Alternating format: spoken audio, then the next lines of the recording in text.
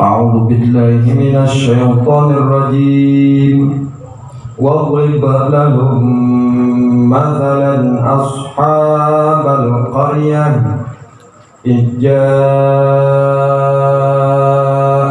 المرسلون إذ أرسلنا إليهم اثنين فكذبوهما فعززنا بثالث فقالوا إنا إليكم مرسلون. صدق الله العظيم. بسم الله الرحمن الرحيم. الحمد لله الذي علم بالقلم علم الإنسان ما لم يعلم. أشهد أن لا إله إلا الله وحده لا شريك له وأشهد أن محمدا عبده ورسوله لا نبي بعده. اللهم صل على سيدنا محمد صلاة تخرجنا من ظلمات الوهم وتكرمنا بنور الفهم وتوضح لنا بها ما أشكل حتى يفهم. أنت تعلم ولا نعلم وأنت علام الغيوب. اللهم أغننا بالعلم وزينا بالحلم وأكرمنا بالتقوى وجملنا بالعافية والحمد لله رب العالمين. Yang terhormat Ketua Majelis Taklim beserta jajaran pengurusnya, Pak Barudin. Yang saya hormati para sesepuh Majelis Taklim malam minggu, Bapak RT Nasikin, Bapak Samsudin Zen, Pak Ahmad Yani, Bapak-bapak, saudara-saudara sekalian, jamaah Majelis Taklim malam minggu yang saya hormati, Bapak RT 03 RW 010 Pak Rohiman, Bapak RT 4 RW 010 Pak Dasrijal, Sohibul Bait Bapak Rinan beserta keluarga yang saya hormati.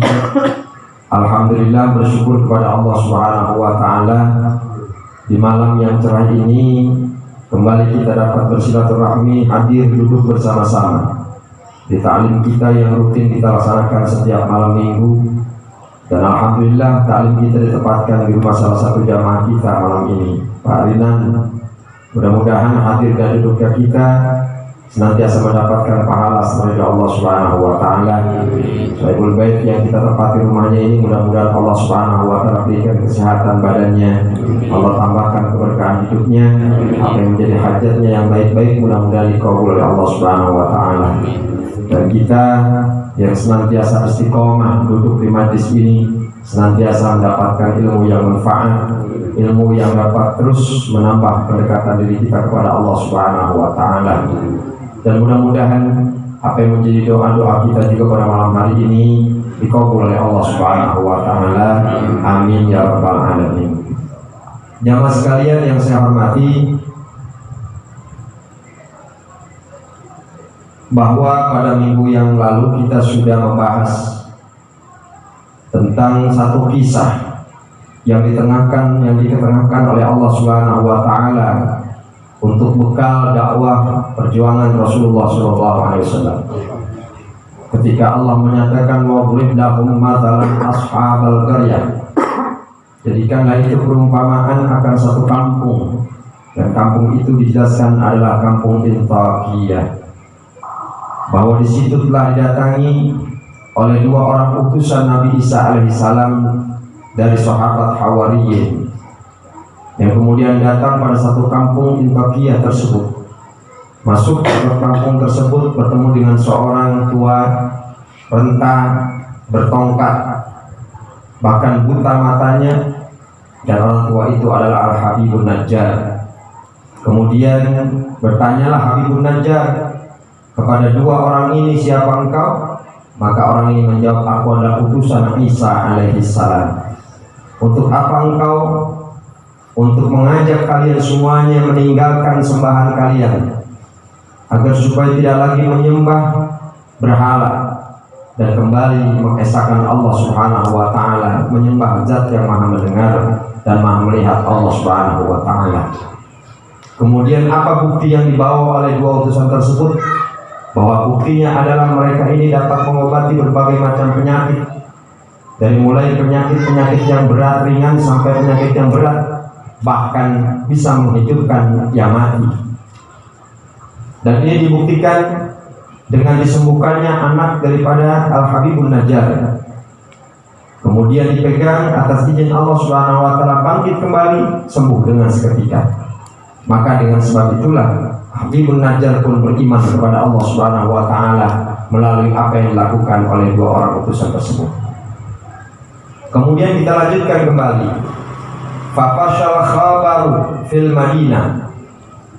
Kemudian menyebarlah itu berita fil Madinah, di kota, wasyafallahu ta'ala, dan telah menyembuhkan oleh Allah ta'ala ala aidihima, atas kedua tangan dari utusan tersebut, katsiran, dengan banyak, menyembuhkan minal marda, dari orang-orang yang sakit. Menyebar semuanya berita itu, langsung menyebar itu, bahwa ada dua orang utusan yang dapat menyembuhkan berbagai macam penyakit. Melalui tangan keduanya bisa menyembuhkan penyakit, menyebar ke dalam seluruh kota semua. Wa fi riwayatin, dan di dalam satu riwayat, karena adalah Syekh A'ma fada'ayahu fakana basiran biidznillah ta'ala. Dalam satu riwayat menyatakan Syekh A'ma, orang tua itu Al-Habibun Najjar yang buta itu, fada'ayahu, lalu berdoa kedua orang tersebut, fakana basiran, maka adalah, jadilah ia melihat. Buta mata orang tua itu didoakan oleh dua orang pemuda itu pun langsung bisa melihat biiznillah ta'ala, dengan izin Allah Subhanahu wa ta'ala. Wa kana fihi ma, maka adalah di dalam negara, ya, di dalam negara atau di dalam kampung Intokiyah itu, malikun, ada satu orang raja. Nah, ada pemimpin kampungnya, ada raja. Negara Intokiyah itu, yang namanya negara, ada raja, ada ketuanya.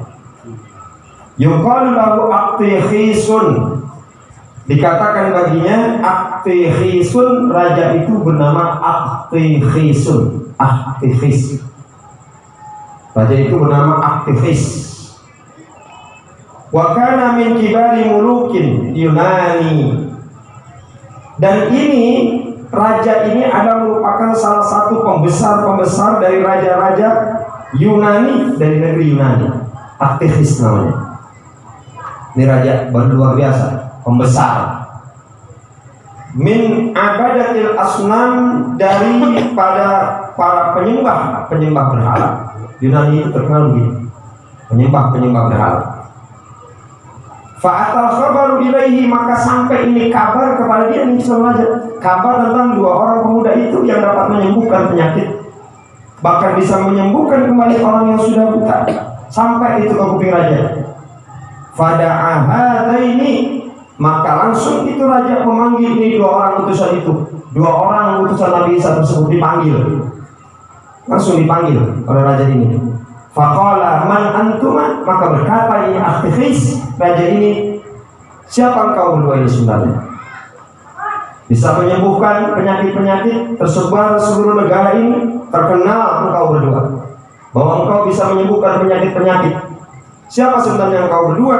Qala, maka ini dua utusan berkata, nahnu rasulani min Isa alaihi salam, bahwa kami berdua ini adalah merupakan utusan dari Nabi Isa alaihi salam. Tetap pengakuannya begitu. Awalnya dulu bertemu dengan Habibun Najjar, ngaku juga sebagai utusan Nabi Isa alaihi salam.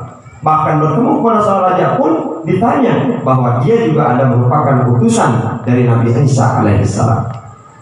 Qala al-malik, maka berkata yang raja, wa bima ji'tuma, untuk apa engkau datang ke negaraku ini, Intokiyah ini? Qala, maka berkata ini keduanya, linad'uka min ibadati, untuk mengajak engkau. Nah, langsung to the point nih, utusan ngomong. Langsung mengajak engkau min ibadati, daripada ibadah. yang mengajak kalian semuanya engkau untuk beribadah. Ma la yasma'u wa la yubsir, apa-apa yang tidak mendengar dan tidak melihat, tinggalkan. Ila ibadati man yasma'u wa yubsiru, untuk beribadah pada zat yang maha mendengar dan maha melihat. Itu poin. Tinggalkan itu ibadah pada hal-hal yang tidak bisa mendengar, tidak bisa melihat, untuk kembali kepada beribadah kepada zat yang maha mendengar dan yang maha melihat. Maksudnya siapa? Allah Subhanahu wa ta'ala. Qala al-Malik, maka langsung direspon ini oleh raja, alana ilahu duna alihatina, apakah ada sembahan kami, kata raja, apakah ada sembahan kami yang kami sembah, Tuhan kami yang kami sembah selain daripada Tuhan kami ini? Apa ada Tuhan selain Tuhan yang kami sembah? Karena mereka itu menyembah apa? Berhala. Ya, itu kebiasaannya, mereka jadikan Tuhan itu berhala. Tapi ketika dua orang utusan ini untuk menganjurkan untuk tinggalkan itu berhala, untuk menyembah kepada Tuhan yang maha melihat, Tuhan yang maha mendengar, maka raja pun kaget. Apa ada Tuhan lain selain Tuhan yang aku sembah ini? Itu. Qala na'am, dua orang ini menjawab na'am, ya ada. Siapa itu? Wa huwa man aujadaka wa rabbaka wa alihatak. Siapa itu? Wa huwa man aujadaka, adalah zat yang mengadakan hal-hal akan engkau, wa rabbaka, dan mengurus engkau, wa alihataka, dan sebagai Tuhan atau sembahan engkau. Qala quma, maka berdirilah. Ini nanti berdiri. Qala, berkata raja, oh begitu. Kalau begitu quma, berdiri kalian semua. Berdua, diri. Hatta anzura fi amrikuma, sehingga aku melihat dalam perkara yang kau bawa ini. Diri. Fatabi'ahuman nas, maka manusia semuanya ngerubung. Orang-orang melihat tuh, ayatnya lihat tuh, itu dua orang pemuda disuruh diri, lihat manusia semuanya mengikut semuanya tuh pada diri semuanya, disuruh diri semua itu manusia. Tuh, untuk apa disuruh diri ini dua orang pemuda ini? Pak akhaduhuma, lalu ini memegang ini manusia semuanya. Kalau kata bahasa kita barangkali ngerubung ini dua orang pemuda, ngerubungi dua orang pemuda. Ngapain? Pegang tangannya, wa darabuhuma, rame-rame ini gebugin dua pemuda. Coba kalau digebugin orang sekampung. Ya, kita kan sering banget dengan begitu kalau udah maling. Enggak perlu. Ini yang ngapain segala macam. Wah, orang pada ngelubut, ada yang gebugin, ada yang jitak. Ya, ada yang macam-macam dah. Ya bahkan ada yang dari belakang, ada yang nyambit dari batu. Gitu. Nggak tahu nyambit bagaimana itu, yang penting mau nyambit, kena siapa udah nyambit, itu partisipasi ngebugin maling. Ya, nah ini juga begitu, banyak manusia ini ngebugin semuanya. Fisuk, di dalam pasar, dibawa ini orang pemuda ini ke pasar, digebukinnya di pasar. Wa fi riwayatin Wahab bin, dengan satu riwayat dari Wahab bin, anna Isa alaihissalam ba'atha hadaini rajulain ila Antakiyah. Dari setengah riwayat mengatakan sesungguhnya Nabi Isa alaihissalam ba'atha hadaini, mengutus ini dua orang pemuda ila Antakiyah, kepada negara Antakiyah. Fa'atayaha, maka mendatangi dua orang pemuda ini, walam yasila ilal malik, maka tidak sampai menemui raja, ilal malik, kepada raja. Fatalat muddatu maqamihima, lalu ia selama berdirinya dua orang pemuda ini, fakharajal malik data yaumin ila sakhra, sampai menemui dua raja ini, dibawa langsung ke lapangan. Jadi setengah riwayat mengatakan dibawa ini pemuda, enggak sempat menghadap raja di istana, langsung dibawa ini orang pemuda ini, orang-orang ke dalam satu lahan atau lapangan, digebugin ke rame-rame itu, ya, digebugin rame-rame. Fakabara, kemudian baca takbir ini, Allahu Akbar, Allahu Akbar, lagi digebugin baca takbir, Allahu Akbar, Allahu Akbar. Kalau orang digebugin orang ampun, gitu, ya. Tapi ini takbir, Allahu Akbar. wa dzakarallaha, dan berzikir ini kepada dua orang pemuda ini kepada Allah Subhanahu wa taala. Berzikir sambil berzikir, bertirak karena digerebek, karena digebukin orang sekampung yang di lapangan berzikir. Faghadibal malik, maka telah murka ini raja. Fa amara bi majlisihima, maka raja pun memerintah untuk keduanya ini dipenjara. Kita penjara wajildin, dan menyambuk kulli wahidin, dalam setiap seorang itu minhuma daripada keduanya mi'ata jaldah, dengan 100 cambukan. Dihukum aja, diambil, bawa, sudah gak penjara ini nggak beres nih. Berarti apa? Menawarkan Tuhan baru. Sudah ada kebiasaan menyembah berhala, tetapi ini orang utusan langsung to the point, mengajak untuk meninggalkan berhala, kembali kepada menyembah Zat yang Maha Mendengar. Apakah ada Tuhan selain yang aku sembah? Maka dijawab iya. Maka langsung bukan malah tergugah hatinya sang raja, bukan malah tergugah hatinya ini para masyarakat, justru malah menggebugin, royok rame-rame, dan langsung dipenjarakan ini dua utusan. Faqalu, maka berkata orang-orang ini manusia, kadzabal mursalana, berbuat bohong ini utusan. Ini orang tua nih bohong nih, tukang bohong. Tuh. Padahal tadi yang disampaikan itu benar. Ini orang berdua bohong nih. Wa duriba tsumma ba'atha Isa alaihissalam, dan dipukul. Summa ba'atha Isa alaihissalam, terdengar Nabi Isa, kemudian Nabi Isa pun kembali mengutus Ra'isal Hawariyin, pemimpin golongan Hawariyin, wa huwa Syam'un. Siapa orang yang diutus yang ketiga ini? Makanya kemarin dikatakan dua orang utusan nggak mampu, dikirim oleh Allah utusan melalui Nabi Isa ini satu orang lagi, jadi tiga, jadi 2 tambah 1, 3 utusan. Siapa yang ketiga ini? Yang ketiga ini yang bernama Syam'un. Wa huwa Syam'un.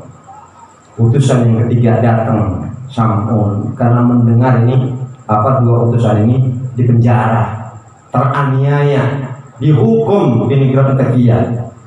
Ya. Tuh. Inilah. Apa ini sudah merupakan akhir daripada awal? Tidak. Ada proses selanjutnya, ini utusan yang ketiga.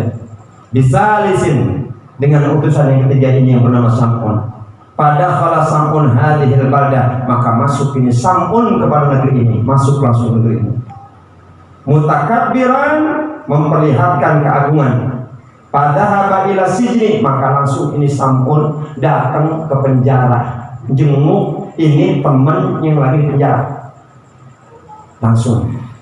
Faqala Sam'un lissejan, maka berkata Sam'un kepada dua orang yang lagi di penjara ini, uridu an atasaddaq, kepada penjaga dia ngomong dulu nih Sam'un, aku ingin bersedekah alal mahbusin, kepada orang yang di penjara ini.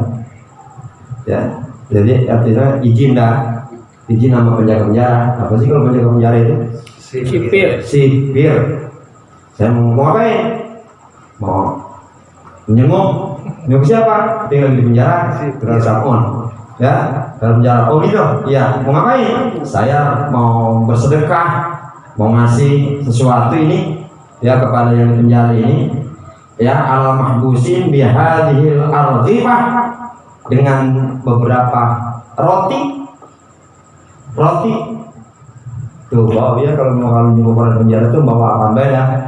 Ya, pembeli bawa granat, kopi, apa segala macam mesti dibawa. Ya, apa yang penting buat itu. Summa dakhala Sam'un asini, kemudian masuk di Sam'un dalam penjara. Wa ata indahuma, kemudian apa? Sam'un pun sampai kepada dua utusan yang di penjara ini. Wa sa'ala an halihi, maka nanya di Sam'un langsung. Sam'un nanya langsung. Dia cerita begitu. Gimana kabar? Pada dua gitu, kalau bahasa kita ya, nemuin apa pertanyaannya gimana? Wa qala qad ajaltuma, ya, maka berkata Sam'un, sungguh berburu-buru, fil amri, engkau ini dalam satu perkara. Nanya tuh, ya halnya bagaimana? Kalau ditanya tuh halnya bagaimana, kabarnya bagaimana? Terus ngapa emang bisa begini? Ngapa bisa di penjara? Bisa di penjara begitu kak? Bisa di penjara begini kak? Emang apa? Diceritain bahasanya menyampaikan begini, sampun bukan malah belain. Apa kata sampun? Lu sih buru-buru bahe kalau apa-apa. Gitu bahasanya. Orang mah kudunya ngayun dulu, kudu tahu medan dulu. Kalau mau dakwah itu kudu tahu medan dulu, itu orang maunya apa. Gitu. Ini bahasanya gitu. Kalau saya terjemahin bahasa gitu. Ya, ajal tu mafil amri. Terburu-buru engkau berdua-dua ini dalam satu perkara. Falam ta'khudil amra, maka jangan engkau tidak mengambil satu perkara. Birrifqi, dengan pelan-pelan. Kecuali pelan-pelan. Kalau ngurusin apa-apa pelan-pelan, jangan dapat nubruk. Ada saatnya to the point, ada saatnya ngayun. Ini main gebrak baik, mengajak kalau macam. Nah ini pelajaran buat kita nih. Ini pelajaran buat kita. Bahkan asbaha amrukuma, maka sungguh menyerupai amrukuma perkara kamu berdua, amramraatin, akan perkara wanita lam talid bisababiha, yang tidak melahirkan ini perempuan dalam sebab perempuan awaladat, lalu melahirkan di akhir umurnya, pada akhir umurnya. Sama aja lu kayak perempuan mau ngelahirin. Perempuan ngelahirin begitu, kalau udah mulus, kalau udah apa pengen buru-buru belahir gitu. Iya. Pengen buru-buru belahir. Kan sama kayak begitu. Ya sama bulannya kalau bahasa kasarnya kayak orang mau berak sih rumah. Kalau udah mulus jangan macam. Jangan begitu. Jangan begitu. Beda dakwah mah. Kata Samun. Mestinya jangan to the point baik, jangan to the point. Toh. Terus bagaimana? Fa'aradat, maka mengharapkan ini perempuan tadi sudah ceritakan itu untuk melahirkan bayi, itu sama dengan begitu. Kemudian apa? Udah begitu diceritakan seperti itu, diceritakan keadaan ini nggak tahu medan bayar ibu kaifaya kalau bahagia, tidak mengetahui bagaimana ia memakannya, maka tetaplah ini al-khubru fi batnihi, dalam perutnya itu dimakan tetap. Wah, sambil makan roti segala macam, ya dikasih segala macam. Kemudian apa? Diceritain begitu. Mestinya jangan begitu. Harusnya jangan. Kenapa? Intinya apa nih? Jangan buru-buru. Kalau apa-apa jangan buru-buru. Apa kata disampaikan para ulama? Bukan ulama, para sahabat Nabi. Kalau nggak salah, ini yang disampaikan oleh Abu Bakar Siddiq radhiyallahu anhu. Al-ajalatu minas syaitan. Pekerjaan terburu-buru itu pekerjaan setan. Nih, tangkap ini intinya. Al-ajalatu minas syaitan. Pekerjaan terburu-buru itu pekerjaan setan. Illa fi khamsati mawadhi, kecuali ada 5 hal yang kudu diburu-buruin.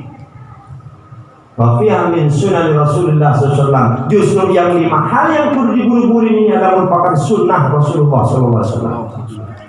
Selain itu jangan buru-buru. Kayak dakwah tuh, pengennya diterima, ya pengajian pengennya banyak baik, ya kan? Menyampaikan kudunya kudu diterima baik, kudu manut baik, kudu begini segala macam. Nggak bisa, dakwah itu nggak bisa begitu. Kudu kenal medan, siapa itu, bagaimana masyarakat itu, bagaimana. Ayun dulu, nih sesuai dengan saran Samun. Ada hal yang diburu-buruin, 5 hal ini bagi kita umat Rasulullah SAW. Apa itu yang perlu diburu-buruin? Yang perlu diburu-buruin, yang pertama adalah it'amud dhaif idza nazala. Itu perlu buru-buru. Ngasih makan tamu kalau tamu itu udah duduk di rumah kita. Kayak Parinan nih. Kita duduk di sini nih. Ujung dari siang, ada macam ada kopi, kalau macam buru-buru. Ya, benar. Makanya man kana yu'minu billahi wal yawmil akhir falyukrim dhaifah. Siapa orang yang beriman kepada Allah dan hari akhir, falyukrim dhaifah, muliain tamu. Tamu yang mana? Bukan tamu yang baik, tamu yang jahat juga perlu dimuliain. Maling itu tamu. Iya kan? Maling itu tamu. Emang benar, itu benar. Ada kisahnya dulu. Saya wali Allah. Kalau wali kan itu setiap jam 2 setengah 3 kan bangun dia buat tahajud. Ya percis banget kita kalau jam 2 jam 3 orang bangun. Percis hari itu. Atau klotek beda. Cuman kalau wali mah bangunnya jam 2 jam 3 dia mau tahajud. Tuh para ulama-ulama tuh tahajud. Ya sama kita. Jam 2 jam 3 bangun klotek. Muncing tidur lagi gitu. Nah, jam 2 jam 3 ini ternyata ada maling nih di rumah wali. Maling masuk dengan segala macam, kemudian maling udah sampai di dalam rumah, wali ini keluar dari kamarnya mau ke kamar wudhu, mau tahajud, terbuka pintu, krotek, bunyi. Kedengaran ini sama maling 3 orang. Yang namanya maling pasti kalau gitu ketakutan, nggak kalap lah. Bagaimana kalapnya? Langsung itu naik kepala, takut ketahuan. Tuan rumahnya bangun, tawan. Keluar langsung itu wali, langsung ini ulama. Yang namanya ulama saleh, Allah sudah kasih petunjuk. Apa kata dia ulama? Subhanallah, astagfirullah, ya Allah, alhamdulillah. Ternyata malam begini ada tamu. Nah kan itu makin gak gede gue di atas. Nah itu tahu ya. Berarti itu mah tahu, tapi nggak turun kemari. Ada tamu, ya Allah maafin saya nggak bisa nyambut. Habis datangnya malam sih. Dan kalau itu istirahat dulu deh ya. Istirahat pagi-pagi habis subuh ngomong ini ulama sama mamanya, sama istrinya. Siapin kopi 4, nasi uduk 4. Siapin juga kantong pastinya barangkali mau berkat. Bahkan bininya bingung, Pak, ini mau gimana sih Pak? Apa cuma bapak doang yang ngopi? Mana? Ada tamu. Tuh di atas lagi istirahat. Ntar baru kita bangunin kalau udah siap. Coba itu. Ya. Kemudian pas sudah siap seperti itu, bangun dah. Ini nyarap dulu, ngopi dulu udah siap nih. Kita turun itu sambil maling itu maling. Suruh makan, suruh apa makan itu segala macam. Kalau memang mau pulang dah bungkus dulu. Terus kalau memang ada yang disukai di rumah ini, silakan bawa pulang. Coba itu ada tuan rumah begini. Akhirnya apa? Ini maling 3 orang tobat kepada Allah dengan kemuliaan akhlaknya. Gede itu di atas di kaki itu. Di kaki itu wali istighfar kepada Allah. Saya tobat kalau gitu menjadi menjadi maling kayak begini. Saya mau jadi orang benar, saya mau jadi murid, tobat kepada Allah Subhanahu wa taala, bukan malah kegirangan, tapi malah menangis di hadapan hadapan ulama ini. Begitu. Besok kita belajar. Jika lo ada tamu malam-malam, buru-buru, mulia.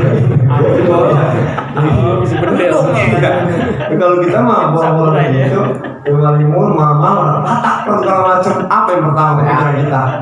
Bahaya nih. Ya, kita bonggolan kita mah. Udah tambah kan maling di rumah, ya teriak kita mah. Maling, coba gitu. Enggak, besok-besok jangan begitu. Udah biarin baik maling masuk. Bahkan kalau aku tawarin, ada maling. Kali udah mau motor. Ada maling. Itu bawa gitu. Ya siapa tahu insaf maling. Iya, bukan malah insaf, hanya burus rumah kita. Ya begitu kalau kita malah ada kurang yakin. Tapi apakah mesti begitu? Ini artinya saking orang Islam suruh muliain tamu. Makanya mulai tamu ini amudai tidak ada buru-buru. Tamu datang ke rumah, boro-boro dikasih makan, dikasih apa, dikasih minum, gak kagak. Tuh. Oke, gini Pak Rinan luar biasa. Tamu itu kan datang nih ke rumah kita nih, datang ke rumah Pak Rinan. Ntar pulang nih Pak Rinan, kata Rasulullah kepada Sayyidina Ali, tamu itu pulang bawa dosa. Dosa sahibul bait diampuni oleh Allah Subhanahu wa taala. Dibawa itu sama tamu, minta ampun kepada Allah Subhanahu wa taala. Allah ampuni dosa ini tuan rumah karena tamu itu puas. Amin. Tuh, makanya kalau tamu mah jangan anggap remeh. Mau siapa kayak tamunya? Tuh. Benar. Jangan mentari dari assalamualaikum apa? Assalamualaikum. Si Abi itu. Kan? Assalamualaikum. Si Abi itu beda lagi kita menanyain. Assalamualaikum. Nah kalau kata mintain dana gimana itu assalamualaikum? Ya, kalau begitu buru-buru kita nazar. Kemudian yang kedua yang perlu diburu-buruin adalah watahyizul janazah ila mata. beresin, urusin itu jenazah. Kalau mati jangan ditanti. Nungguin orang dari mulai jam 6 pagi sampai jam 2 baru urusin, mandiin, kapanin. Tapi Ustaz saudaranya masih belum nengok, mandiin, kapanin. Kalau memang saudara masih ada, tuh jangan tutup dulu mukanya, biar supaya dia bisa lihat mukanya dulu. Enggak, buru-buru. Suka orang sholat pengen buru-buru. Orang sholat buru-buru, jangan tanti jenazah disimpan segala macam.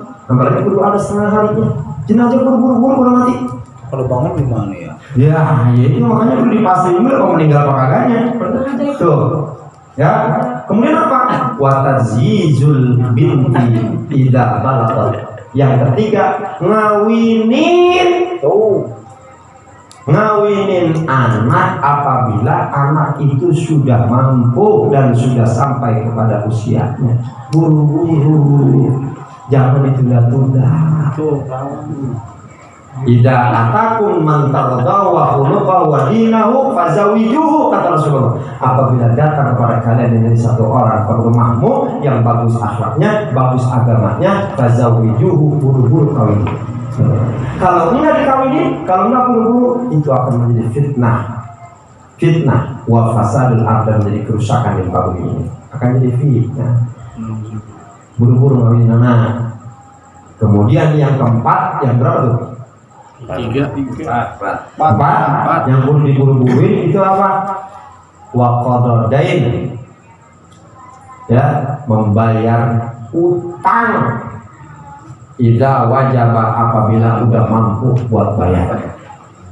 Kemudian yang kelima, taubat. Idza farata, jangan nunggu. Taubat apabila sudah habis mengerjakan dosa besar, langsung buru-buru tobat. Taubat mah jangan tunda. Jangan jadi orang baik, kata gua gampang dah. Ntar pada saatnya gua jadi baik. Nah kalau bisa begitu, bisa jadi kita keburu mati. Makanya buru-buru kita taubat jadi orang benar dari mulai sekarang. Jadi perlu diburu-buruin. Nah, kembali kepada bahasan ini intinya begitu. Jangan buru-buru, termasuk dakwah tuh jangan buru-buru, jangan to the point. Makanya kudu survei dulu lahan dakwah itu, ini masyarakatnya bagaimana, terus orang maunya bagaimana. Kalau mau ceramah kalau macam lihat di sana bagaimana pahamnya dalam macam, jangan main dakwah budak. Ini kan akhirnya masyarakat apa sih ya? Akhirnya berapa banyak yang kita dengar itu kejadian dakwah terusir, dakwah nggak kena, dakwah nggak terima. Kenapa? Karena nggak sesuai dengan masyarakatnya setempat. Kalau masyarakat makanya sayur asem, ya siapin sayur asem. Dakwah di depan nenek bahasanya bahasa mahasiswa, ribet. Jadi nenek, mari sama-sama kita berpartisipasi dan saling berkoordinasi kita semuanya nenek. Bagaimana tulisannya? Makan terasi. Kata nenek habis terasi makan. Bisa begitu. Kagak. Jadi dakwah itu memang begitu. Jangan sembarangan. Ini kenapa kalau bicara medan dakwah? Saya mengalami medan dakwah dari tahun 1997 sampai 98 saya mengalami medan dakwah. Dakwah di situ lokalisasi. Saya pernah berdakwah di narkoba, saya pernah berdakwah di penjara, saya pernah berdakwah di Indramayu segala macam. Tapi dilihat dulu kondisi masyarakatnya. Bahkan pernah berdakwah pada satu masyarakat yang demen main ilmu hitam, main sihir segala macam. Coba kalau kurang-kurang. Artinya apa? Dakwah itu butuh proses.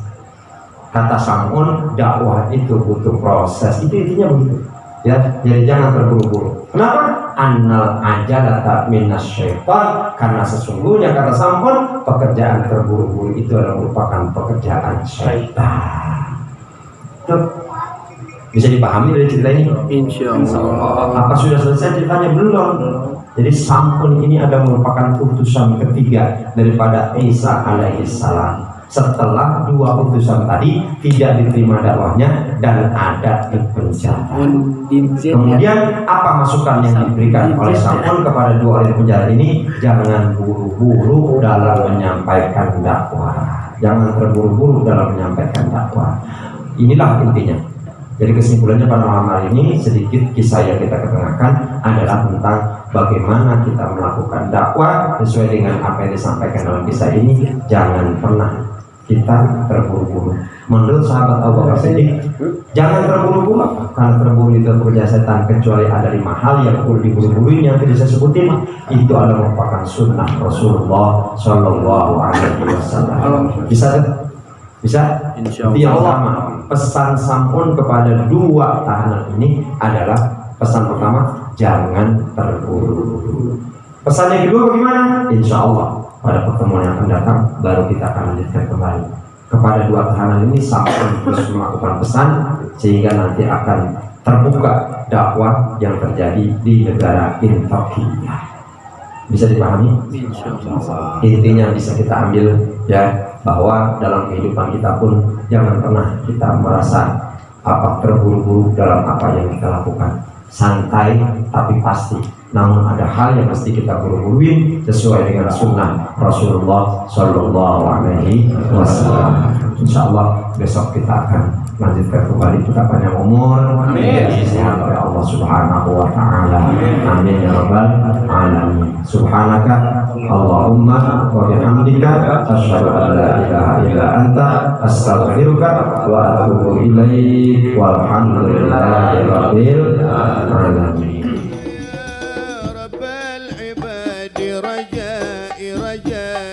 ورضاك قصدي فاستجب لدعائي.